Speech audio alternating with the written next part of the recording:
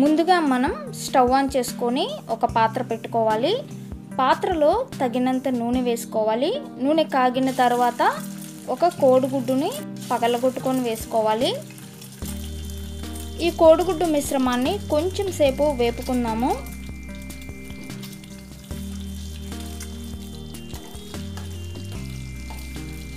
కోడిగుడ్డు మిశ్రమం వేపుకున్న తర్వాత ఒక ప్లేట్లోకి తీసుకుందాము.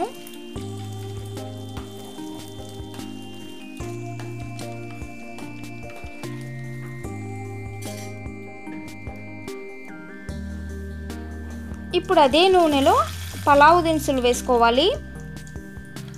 అలాగే కొంచెం అల్లం వెల్లుల్లి పేస్ట్ వేసుకొని బాగా వేపుకోవాలి.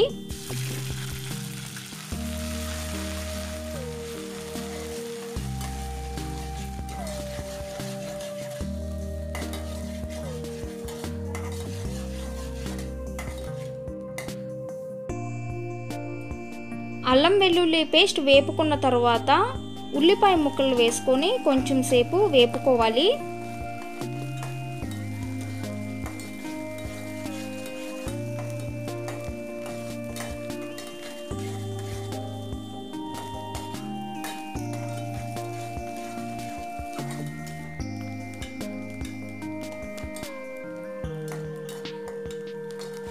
ఉల్లిపాయ ముక్కలు వేపుకున్న తర్వాత మనం ఇప్పుడు ఇందులో టొమాటో పౌడర్ వేసుకుంటున్నాము. MTR వారి టొమాటో పౌడర్ 2 చెంచాలు వేసుకోవాలి.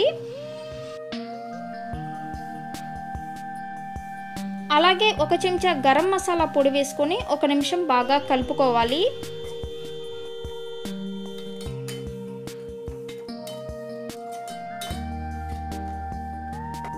ఇప్పుడు ఇందులో టమాటా ముక్కలు, పచ్చిమిర్చి ముక్కలు వేసుకొని టమాటా ముక్కలు కొంచెం సేపు మగ్గనివ్వాలి.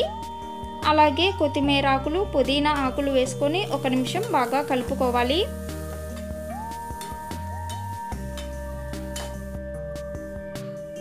టమాటా ముక్కలు మగ్గిన తర్వాత 1 గ్లాస్ బాస్మతి రైస్కి 1.5 గ్లాస్ నీళ్లు తీసుకుంటున్నాము.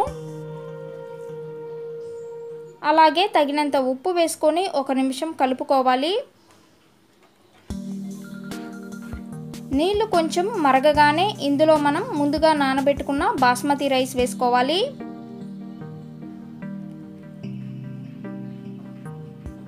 ఇప్పుడు మనం ఇందులో ముందుగా వేపుకున్న కోడిగుడ్డు మిశ్రమాన్ని వేసుకుంటున్నాము. కోడిగుడ్డు మిశ్రమం వేసుకున్న తర్వాత మూత పెట్టేసుకొని 10 నిమిషాల పాటు చిన్న మంట పైన ఉడికించుకోవాలి.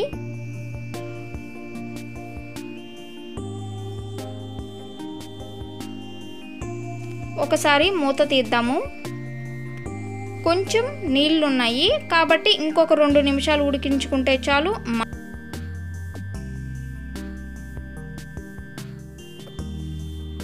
2 నిమిషాల తర్వాత మూత తీసి చూస్తే చాలు మన కోడిగుడ్డు టొమాటో రైస్ రెడీ అయిపోతుంది. చాలా అంటే చాలా టేస్టీగా ఉంటుంది.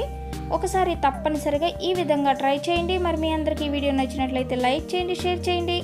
మరిన్ని వీడియోస్ కోసం మా ఛానల్ని సబ్స్క్రైబ్ చేయండి. Thanks for watching.